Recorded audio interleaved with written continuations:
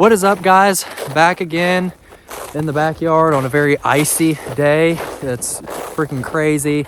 The roads are nothing but solid sheet of ice, people off all over the place. So I'm stuck at home and bored inside and wanted to get out and shoot. And I thought, man, what better thing to do than not only get out and shoot, but recreate some legendary shots made by some of the traditional bow hunting legends of the times, and see how good I can maybe match up. I'm not expecting a whole lot, but I will say that I don't necessarily condone taking some of these shots on game.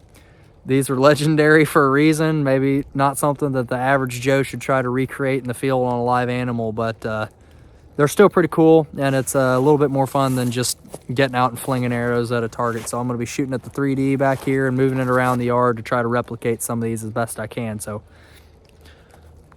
got the bow and see what I can make happen with this, but I'm not very hopeful. Okay, so this first shot is one that happened not too terribly long ago. It is a Fred Eichler shot that he made on his woodland caribou, and he kind of crawled in to cover some range and distance. The caribou was working its way to him, and it walked on him right to left at about 25 yards, and he had to take a shot, really low from the knees.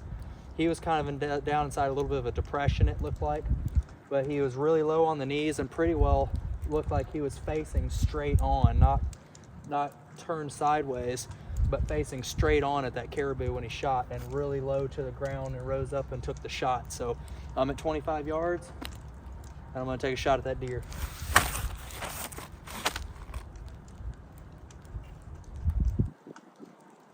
Here goes nothing.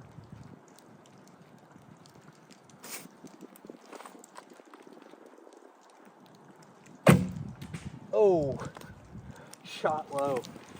Man, there's nothing natural feeling about that. And I'm not going to try to hide these misses from you guys. I definitely shot right under the belly. I'm going to try that again.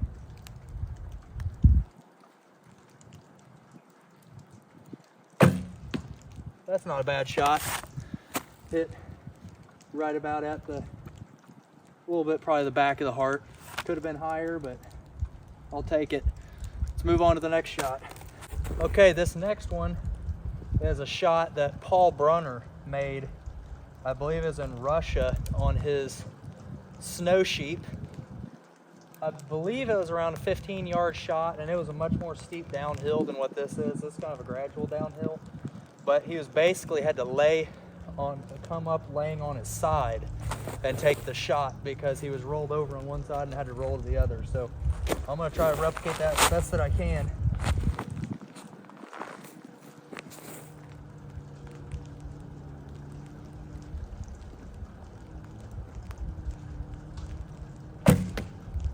Ooh, just low. Man, these first shots are not very good.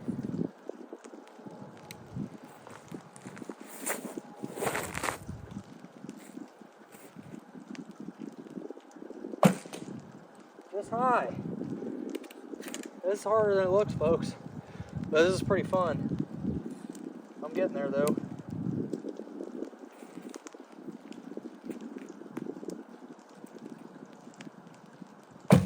There we go. Got it on the third try that time, man. That's a tough shot. And I could really feel that string digging into my side, but to the best of how you described it, that's about the best I could replicate it. That's a tough shot to make, especially on such a high stakes hunt. So, man, that one takes some practice, but there it is. On to the next one.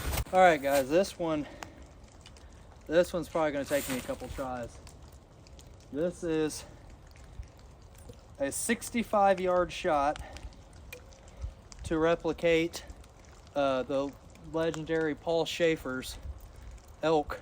This was just one of many wild shots that he made on animals. But he made a shot on a bull elk at 65 yards. The bull elk is a much bigger target, obviously, than that little whitetail 3D. But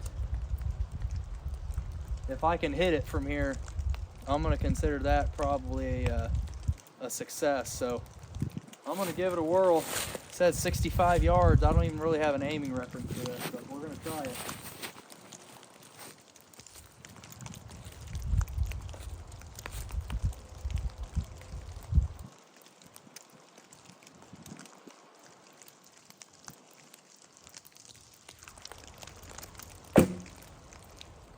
Ooh, the line was perfect. I think I got it figured out just after one shot, what I need to do.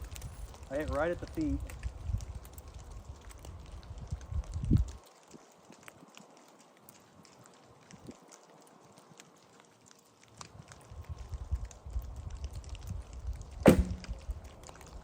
Ooh, second shot, guys.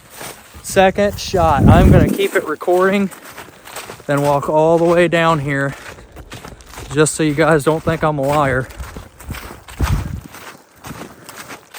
Man, that shot looked good, felt good, a little bit back, but I'm telling you right now, that would be for sure a dead elk, probably even a dead deer. Man, that was cool. That arrow went a long ways. All right, guys. A little bit low. This was the first shot. Man, just barely low. Hit right underneath the thing. Clean that arrow off a little bit. But this shot, yeah, that's like that's a little bit low, but man, it hit bone on a elk. That definitely would have still been a lung shot. Paul Schaefer, if any of you guys are familiar with him and his story, I mean, the guy shot like a 80s to 90 pound recurve. So he probably wasn't having to hold very far above that thing at all at 60, that elk at 65 yards. But for me to hold above this little deer, I was holding up on this tree back here somewhere. And I even had to change my anchor. I normally anchor with my middle finger corner of my mouth. I had to anchor with my pointer finger to give me even just a little bit more. Got it on the second shot though. So gonna go move on to the last one, and this one's gonna be a doozy. Not so sure I'm not gonna lose an arrow on this, but here we go. All right, guys, this is the last shot. You guys can see that deer down there.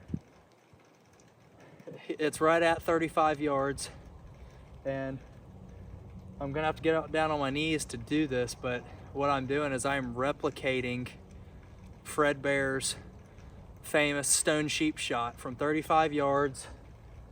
He couldn't see the body of the sheep. All he could see was its head, and he had to lob the arrow over the rise to hit the sheep. And this is pretty tough to replicate, really, just because of I don't have enough of a hill here, but once I get down on my knees, I think I'll have it. So anyways, we're gonna give this a try. Okay, all I can see is that deer's head. I can't see its body when I'm down on my knees, so man, this is weird, but here we go.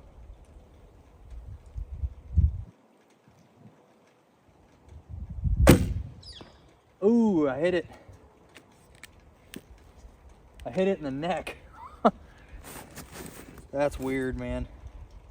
I've done this kind of stuff before. I have practiced this shot or shots where you have something obscuring the body, and it is a good thing to practice because this is something that's pretty doable for a bow hunter, mostly if you have like a limb or some brush in the way. But as far as the body being totally obscured, I don't know about that. But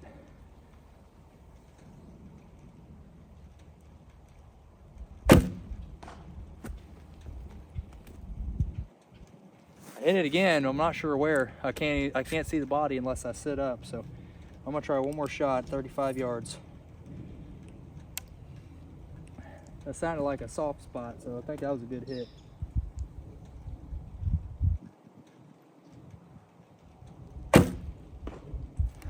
All right, that's 3 shots, 3 hits. Let's go check it out.